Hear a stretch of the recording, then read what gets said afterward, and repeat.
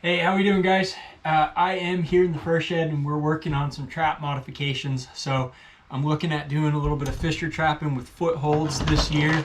1.5 coil springs is mainly what I'm going to be using. And I got to do a lot of mods. I just bought these and some of them were pretty new. A lot of them, they were all used traps but had varying levels of use. But a lot of them need some modifications to make them legal to trap here in Maine. So, interestingly, my boys this year have been a lot more. They're 6 and 9, my two oldest sons, and they've been starting to get a little more interested in trapping, a lot more than they were last year or the year before. So they've been helping me out a little bit, and we've been modding these traps. And you know, kids are interesting because they clue you in onto things that maybe you hadn't thought about before. So anyway, we've got a bunch of sort of just these different chains, trap parts, the traps here, got a pile of them there, and I got stuff over here on the vise, and I've been pulling chains off and adding swivels and changing a bunch of stuff. But my middle son, he's 6 years old, and he asked me, so Daddy, why are we pulling these chains off and putting them back on again? And I realized, oh yeah, well, I didn't really explain that to him, and I thought, you know, I better sit down and take the time and explain to him. So I ran him through why we were doing these modifications. Of course, I said, well, the law requires it. And he said, well, why? It's the law, so we got to do it. Well, why is it the law? You know how kids are. It's the law because we don't want animals to have any damage to their foot when we catch them in a trap. And my other son pipes up and said, well, aren't we going to kill them anyway? Well, not Canada lynx. We're not going to kill them if we catch them in the trap because they're federally protected. So then we got into the conversation about what to do, what happens when the animal's caught in the trap, and how these modifications help prevent any injuries or discomfort for animals that you're going to release. So I thought this was something I explained to them, and I said, you know what? I need to do a video on this because there's probably a few other people that aren't familiar with different modifications and what we're doing here and why. And so I'm just going to go into this basic overview of the mods on trap chain location, and swiveling. So I've got 2 traps here, and this is what we're looking at for the actual legally required trap. So this is what it has to be. Is the trap chain has to be mounted at the center of the base plate on the trap, and then you have to have 3 swivels on the chain, 1 at the trap attachment, 1 in the center of the chain, and 1 at the end where the trap is going to be anchored to the ground. So you don't have that in stock traps. Most stock traps do not come with those mods. In fact, I don't know of any that come with all 3 swivels. There may be some, but for the most part, you're going to have to do that. And the other thing is the type of chain is not, it does not have a requirement attached to it, but I like to use this machine chain as opposed to the standard twist loop chain that this has.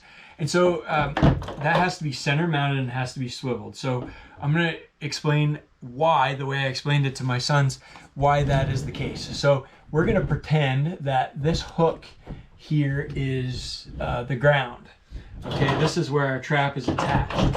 And this is a standard unmodified trap with no swivels. There is a swivel here, but most traps come with a swivel at the attachment point anyway. But we're going to pretend it wasn't there for the sake of argument. So if this trap is anchored to the ground, trap is set, use your imagination here, the animal's going to get caught in the trap and it's going to pull away from the trap. Well, as soon as it pulls away, if you look at where this chain is anchored on the end of the trap, there's going to be an awful lot of leverage. That trap is going to want to twist out. And what it's doing is it's putting pressure on the animal's foot through this kind of pivoting action. Okay, so that leverage is causing that trap to move. Every time that animal hits the end of the chain, that trap is moving, and that's causing rubbing, and that might cause a little bit of the abrasion on the skin and cause maybe some cuts, some discomfort. Okay, so we don't want that in an animal we're going to release. Now, if you take a trap that is center mounted, on the base plate, and you do the same thing. This animal is caught. Look at that. That trap did not pivot at all. Okay, so there is no pivoting, no movement. So this is directing force in one straight line between the anchoring point and where the animal's foot is. And so that animal is not going to have rubbing and abrasion associated with that at anywhere near the level it would when you have this action going on like that. Okay, so that's why we want our traps mounted to the center of the base plate. Now let's talk about swiveling. So when an animal gets caught in the trap, it's going to be moving all around in a circle. Typically, I mean, it all depends on the animal, but a lot of times they're gonna struggle a little bit. Then they're gonna stop, realize they're caught. They're gonna sit down, rest, relax, and then they won't really move around much until you actually get there and they see someone approaching, and then they're gonna be nervous and they're gonna be moving around more. But anyway, in an animal's movements to try to get out of the trap, it's gonna be doing circles around the edge of the trap chain, the trap pattern where it's able to access. And as that animal is moving, that trap is twisting around and spinning, and there's a lot of spinning action going on. So when that animal is spinning, we're going to pretend there's no swivel here at the trap. That chain, if there's no swivel, that chain is going to get bound up. You see how that chain twists and binds up? And that's going to cause everything to kind of lose movement. And then when the animal, the next time the animal, if the chain's all bound up, the next time that animal goes around in a circle, when the trap doesn't have any movement or give to it, the paw is going to move against the inside of the jaws of the trap, and then that's going to cause abrasions, cuts, whatever. So you have a trap that has swivels. I mean, typically a swivel here at the trap and a swivel at the anchor point is more than enough. The center swivel is an added sort of, I think, to me, I mean, I don't know exactly why it came into the legal requirements, but I think it is in case one of these swivels gets bound up with dirt, mud, caked with mud and stuff, or isn't functioning properly, you have another swivel in the middle of the chain. But anyway, you get that animal pull and move around in circles, and this trap can spin as many times as you can imagine, and it's just all swiveling. The chain is not bound up at all. Look at this. I can even take this chain and spin it right now. So that's that. Basically, that animal has a constant pressure. There's no jacking side to side on the trap on the foot, and as the animal's spinning, there's no abrasion against the foot. So this is like the ideal for minimizing any type of paw damage, especially for these animals that are going to be released. And then the other mod that is not required for us legally, but it's one that I like to have. It's not feasible really to do it on all the traps, but this one came with it, outside lamination on the jaw. And what that does is it increases the surface area that is contacting the foot. So in this case, those laminations makes the jaw twice as thick. So the surface area that where the jaw is contacting with the foot is double. And so the pressure per square inch that's applied to the foot pad is going to be much lower than it is in this trap that's not modified and has a standard jaw. So I'll just set this here really quick and kind of show you more visually. See if I can get myself caught.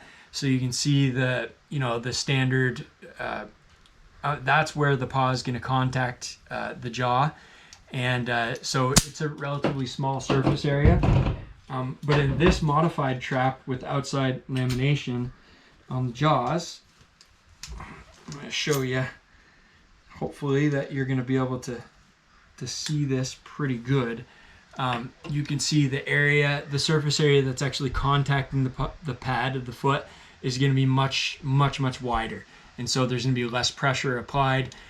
What that does is it allows for increased blood flow to continue through to the paw, and it also minimizes the chances of when there is any type of rubbing that might take place, minimize the chance of any type of abrasion or cuts. So yeah, those are some mods that we do in the trap line. Some places like Maine, that's required, the swiveling and the anchoring points required. Some places they're not, but just a good idea to think about when you're modifying your traps and getting them ready. Those are some good ways to minimize paw damage, and I think it kind of helps to demonstrate as trappers that we're acting as responsibly as we feasibly can and trying to minimize any damage, particularly in animals that are being released. So anyway, hope that helped, and I got to get back to modding these traps because I got several dozen to do. I got my work cut out for me. So take care, guys. See you in the next one.